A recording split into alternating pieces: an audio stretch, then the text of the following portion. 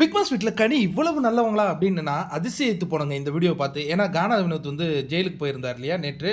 கானா வினோத்தும் எஃப்ஜேவும் ஜெயில்லேருந்து வெளியேறலாம் அப்படின்னு big pass சொல்லும்பொழுது, ஐயோ உள்ள வராதீங்க உங்களை ஆரத்தி எடுத்து நான் திருஷ்டி கழிச்சு உள்ள அனுப்பணும் அப்படின்னு சொல்லியிருந்தாங்க. ஏன்னா நேத்தி வந்து ஜெயிலில் கூட பூம் அப்படிங்கிற ஒரு பாடல் அது எஃப்ஜே தான் உருவாக்குனாருன்னு எஃப்ஜே சொல்றாரு. பட் நம்ம பார்க்கும்போது கானா வினோத் ரொம்ப அற்புதமாக அதுக்கு பாடல் பாடியிருந்தார். அந்த கிரெடிட்டை நம்ம அவர் கொடுக்கலான்னா எஃப்ஜே நான் தான் இது பண்ணேன் அது பண்ணேன்னு வழக்கம் போல் ஏதோ ஒன்று சொல்லிட்டு இருந்தார்.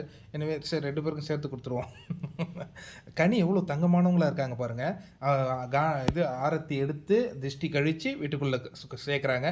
பட் இது ஒரு பாரம் இருந்தாலும் விஜய் சேதுபதி இது கானா வினோத் ஸ்கோர் பண்ண வேண்டிய ஒரு இடத்த மிஸ் பண்ணிட்டாரோ அப்படின்னு எனக்கு தோணுது. ஏன்னா நான் வந்து உங்கள் பேரை சொல்ல விரும்பலை.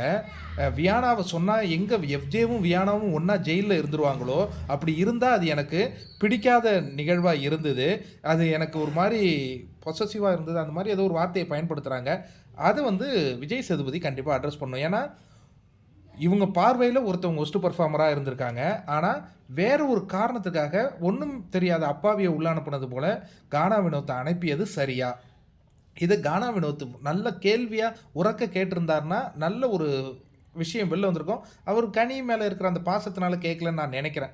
பட் இந்த மாதிரிலாம் பாசம் வேஷம்லாம் பார்த்துக்கிட்டு இருந்தால் டைட்டில் நோக்கி போக முடியாது கானா வினோத் அவர்களே. அதையும் நான் சொல்லிக்கிறேன். பட் விஜய் சேதுபதி இதை அட்ரஸ் பண்ணுவாரா தெரில. இன்றைக்கி எதை அட்ரஸ் பண்ண போகிறாருங்கிறத பொறுத்திருந்து பார்ப்போம். நிறைய விஷயங்கள் வந்துகிட்டு இருக்குது. சர்ப்ரைஸான விஷயங்களும் இருக்குது. பொறுத்திருந்து பார்ப்போம். எவிக்ஷன் அப்டேட் தான் உங்களுக்கு வேணும் கண்டுபிடிக்கிறேன்.